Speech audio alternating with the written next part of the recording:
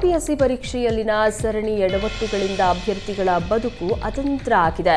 ಒಂದಾದ ಮೇಲೆ ಒಂದರಂತೆ ಅಭ್ಯರ್ಥಿಗಳಿಗೆ ಕೆಪಿಎಸ್ಸಿ ಶಾಕ್ ಕೊಡುತ್ತಲೇ ಇದೆ. ಕರ್ನಾಟಕ ಲೋಕಸೇವಾ ಆಯೋಗ ಮೊನ್ನೆ ರಾತ್ರೋರಾತ್ರಿ ಹಾಲ್ ಟಿಕೆಟ್ ಬಿಡುಗಡೆ ರಿಲೀಸ್ ಮಾಡಿ ಅಭ್ಯರ್ಥಿಗಳ ಕೆಂಗಣ್ಣಿಗೆ ಗುರಿಯಾಗಿದೆ. ಕ್ಯಾಟ್ನಲ್ಲಿ ಪಿಟಿಷನ್ ಹಾಕಿರುವ 350 ಅಭ್ಯರ್ಥಿಗಳ ಅರ್ಜಿ ವಿಚಾರಣೆ ನಡೆಯಲಿದೆ. ಹೀಗಾಗಿ ಪಿಟಿಷನ್ ಹಾಕಿರುವ 350 ಜನರಿಗೆ ಕೆಪಿಎಸ್ಸಿ ಹಾಲ್ ಟಿಕೆಟ್ ನೀಡಿಲ್ಲ. ಕೆಪಿಎಸ್ಸಿ ತರಾತುರಿಯಲ್ಲಿ ಪರೀಕ್ಷೆ ನಡೆಸಿದೆ ಅಂತ ವಿದ್ಯಾರ್ಥಿ ಸಂಘಟನೆ ಕಿಡಿಕಾರ್ತಾ ಇದೆ. ಬೆಳಗಾವಿಯಲ್ಲಿ ಲಿಂಗಾಯತ ನಾಯಕರು ಶಕ್ತಿ ಪ್ರದರ್ಶನ ನಡೆಸಿದ್ದಾರೆ. ವಿಶ್ವಗುರು ಬಸವಣ್ಣ ಜಯಂತಿ ಹಿನ್ನೆಲೆ ಹಮ್ಮಿಕೊಂಡಿದ್ದ ಮೆರವಣಿಗೆಯಲ್ಲಿ ಪಕ್ಷಾತೀತವಾಗಿ ಲಿಂಗಾಯತ ಸಮುದಾಯದ ನಾಯಕರು ಪಾಲ್ಗೊಂಡು ಹೆಜ್ಜೆ ಹಾಕಿದ್ದಾರೆ. ಸಂಸದ ಜಗದೀಶ್ ಶೆಟ್ಟರ್, ಕೆಎಲ್ಇ ಕಾರ್ಯಾಧ್ಯಕ್ಷ ಪ್ರಭಾಕರ್ ಕೋರೆ, ಶಾಸಕರಾದ ಬಾಬಾ ಸಾಹೇಬ್ ಪಾಟೀಲ್, ಗಣೇಶ್ ಹುಕ್ಕೇರಿ, ಆಸಿಫ್ ಸೇಠ್, ಮಹಂತೇಶ್ ಕವಟಗಿ ಮಠ ಸೇರಿದಂತೆ ಹಲವರು ಭಾಗಿಯಾಗಿದ್ದಾರೆ. ಇದೇ ವೇಳೆ ವಿವಿಧ ಮಠಾಧೀಶರು ಮೆರವಣಿಗೆಯಲ್ಲಿ ಪಾಲ್ಗೊಂಡಿದ್ದರು. ವಿವಿಧ ಬೇಡಿಕೆ ಈಡೇರಿಕೆಗೆ ಆಗ್ರಹಿಸಿ ಮಂಡ್ಯದ ಬಿಎಂಎಸ್ ಕಟ್ಟಡ ಕಾರ್ಮಿಕ ಸಂಘ ಪತ್ರ ಚಳವಳಿಯನ್ನ ನಡೆಸಿದೆ. ಕಾರ್ಮಿಕ ಸಚಿವ ಸಂತೋಷ್ ಲಾಡ್ಗೆ ಪತ್ರ ಬರೆದು ಸಂಘದ ಬೇಡಿಕೆ ಈಡೇರಿಸುವಂತೆ ಒತ್ತಾಯಿಸಿದೆ. ಇನ್ನು ಶ್ರೀರಂಗಪಟ್ಟಣದಲ್ಲಿ ಬಿಎಂಎಸ್ ಸಂಘದ ಕಾರ್ಯಕರ್ತರು ಅಂಚೆ ಕಚೇರಿಗೆ ಮುತ್ತಿಗೆ ಹಾಕಿ ಸರ್ಕಾರದ ವಿರುದ್ಧ ಆಕ್ರೋಶ ಹೊರಹಾಕಿದ್ದಾರೆ. ಬಿಎಂಎಸ್ ಸಂಘದ ರಾಜ್ಯ ಗೌರವಾಧ್ಯಕ್ಷ ವಾಸುದೇವ್ ನೇತೃತ್ವದಲ್ಲಿ ಪ್ರತಿಭಟನೆ ನಡೆಸಲಾಯಿತು. ಸರ್ಕಾರ ಶೀಘ್ರದಲ್ಲೇ ಬಿಎಂಎಸ್ ಕಟ್ಟಡ ಕಾರ್ಮಿಕ ಸಂಘದ ಬೇಡಿಕೆ ಈಡೇರಿಸಬೇಕು, ಇಲ್ಲದೇ ಇದ್ರೆ ರಾಜ್ಯಾದ್ಯಂತ ಸರ್ಕಾರದ ವಿರುದ್ಧ ಉಗ್ರ ಪ್ರತಿಭಟನೆ ನಡೆಸುವುದಾಗಿ ಪ್ರತಿಭಟನಾಕಾರರು ಎಚ್ಚರಿಸಿದರು. ದೇಶದ ಸಿಆರ್ಪಿಎಫ್ಗೆ ಅಂಕೋಲದ ಪುಟಾಣಿ ಶ್ವಾನಗಳು ಸೇರ್ಕೊಂಡಿವೆ. ಉತ್ತರ ಕನ್ನಡ ಜಿಲ್ಲೆಯ ಬೆಳ್ಳಂಬಾರಿನ ರಾಘವೇಂದ್ರ ಜಿ ಭಟ್ ಬೆಲ್ಜಿಯಂ ಮೆನಿನೋಸ್ ಜಾತಿಗೆ ಸೇರಿದಂತಹ ಶ್ವಾನಗಳನ್ನು ಸಾಕಿದ್ರು. ದೇಶ ಸೇವೆಗಾಗಿ 1 ಗಂಡು ಹಾಗೂ 1 ಹೆಣ್ಣು ನಾಯಿ ಮರಿಯನ್ನ ಸೇನೆಗೆ ರಾಘವೇಂದ್ರ ಜಿ ಭಟ್ ಕೊಟ್ಟಿದ್ದಾರೆ. ತರಬೇತಿ ಪಡೆದು ಬಾಂಬ್ ಡಿಫ್ಯೂಸ್ ಹಾಗೂ ನಕ್ಸಲ್ ಕೂಂಬಿಂಗ್ ನಡೆಸಲಿದೆ. ಅಂಕೋಲಾ ಬೆಳ್ಳಂಬಾರಿಗೆ ಆಗಮಿಸಿ ನಾಯಿ ಮರಿಗಳನ್ನು ಸಿಆರ್ಪಿಎಫ್ ಯೋಧರು ಕೊಂಡೊಯ್ದರು. ಈಗಾಗಲೇ ಸುಮಾರು 20ಕ್ಕೂ ಹೆಚ್ಚು ನಾಯಿ ಮರಿಗಳನ್ನು ದೇಶ ಸೇವೆಗಾಗಿ ಬೆಳ್ಳಂಬಾರಿನ ರಾಘವೇಂದ್ರ ಭಟ್ ನೀಡಿದ್ದಾರೆ. ಹುಬ್ಬಳ್ಳಿಯಲ್ಲಿ ಎಸ್ಎಸ್ಕೆ ಸಮಾಜದ ಪಂಚ ಟ್ರಸ್ಟ್ ವತಿಯಿಂದ ನಿರ್ಮಿಸಿರುವ ಶ್ರೀ ದುರ್ಗಾದೇವಿ ಕಲ್ಯಾಣ ಮಂಟಪವನ್ನು ಕೇಂದ್ರ ಸಚಿವ ಪ್ರಹ್ಲಾದ್ ಜೋಶಿ ಚಾಲನೆ ನೀಡಿದರು. 5.5 ಕೋಟಿ ರೂಪಾಯಿ ವೆಚ್ಚದಲ್ಲಿ ದುರ್ಗಾದೇವಿ ಕಲ್ಯಾಣ ಮಂಟಪ ನಿರ್ಮಾಣ ಮಾಡಲಾಗಿದ್ದು ಎಲ್ಲರ ಗಮನ ಸೆಳೆದಿದೆ.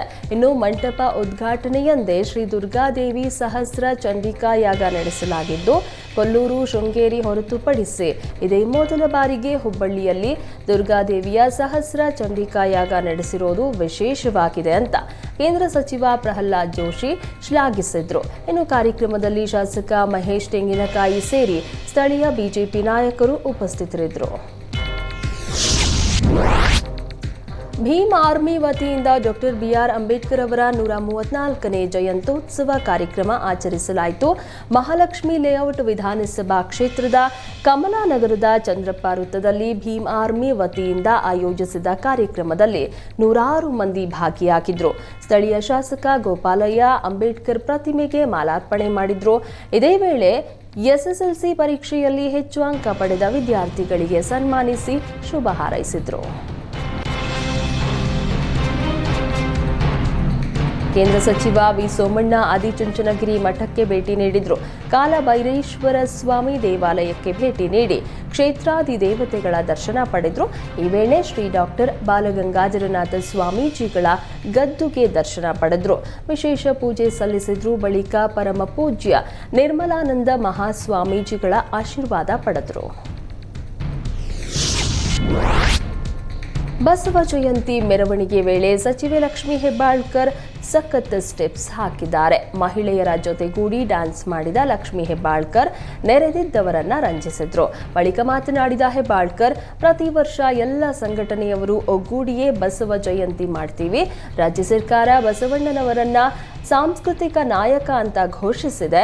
ಬಸವಣ್ಣ ಸಮಾನತೆ, ಜಾತ್ಯತೀತ ಸಮಾನತೆ ಹರಿಕಾರನಾಗಿದ್ದು ಪಕ್ಷಾತೀತವಾಗಿ ಎಲ್ಲರೂ ಮೆರವಣಿಗೆಯಲ್ಲಿ ಭಾಗಿಯಾಗಿದ್ದು ಸಂತೋಷ ತಂದಿದೆ ಅಂತ ಹೇಳಿದರು.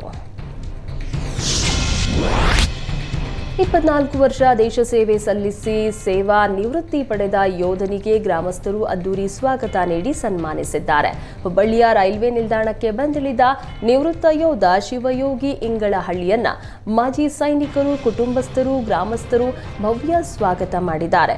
ಸಿಹಿ ತಿನ್ನಿಸಿ ಹಾರ ಹಾಕಿ ತೆರೆದ ವಾಹನದಲ್ಲಿ ಅದ್ದೂರಿ ಮೆರವಣಿಗೆ ನಡೆಸಿದ್ರು.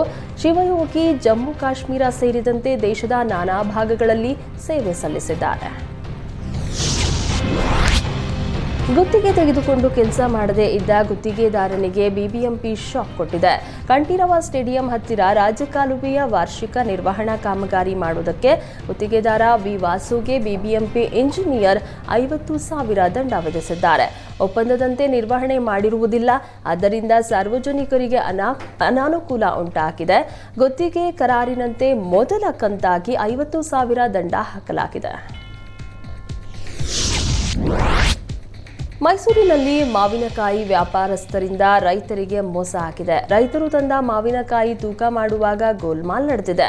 ತೂಕದಲ್ಲಿ ಮೋಸ ಪ್ರಶ್ನಿಸಿದ್ದಕ್ಕೆ ದಲ್ಲಾಳಿ ರೈತನಿಗೆ ಆವಾಜ್ ಹಾಕಿದ್ದಾನೆ. ಅಲ್ಲದೆ ತೂಕದಲ್ಲಿ ವ್ಯತ್ಯಾಸ ಪ್ರಶ್ನಿಸಿದ್ದಕ್ಕೆ ಕುಡಿದು ಬಂದಿದ್ದೀಯಾ ಅಂತ ಮಂಡಿಯಿಂದ ರೈತನನ್ನ ಹೊರಕ್ಕೆ ತಳ್ಳಿದ್ದಾರೆ. ದೊಡ್ಡಮಾರೇಗೌಡನಹಳ್ಳಿ ಗೇಟ್ನ ಶ್ರೀ ಮಂಜುನಾಥ್ ನರ್ಸರಿ ಮಂಡಿಯಲ್ಲಿ ಈ ಘಟನೆ ನಡೆದಿದೆ. ತೂಕದ ಯಂತ್ರದಲ್ಲಿ ರೈತರಿಗೆ ಸುಮಾರು 8 ಕೆಜಿಗೆ ಮೋಸ ಮಾಡಲಾಗಿದೆ.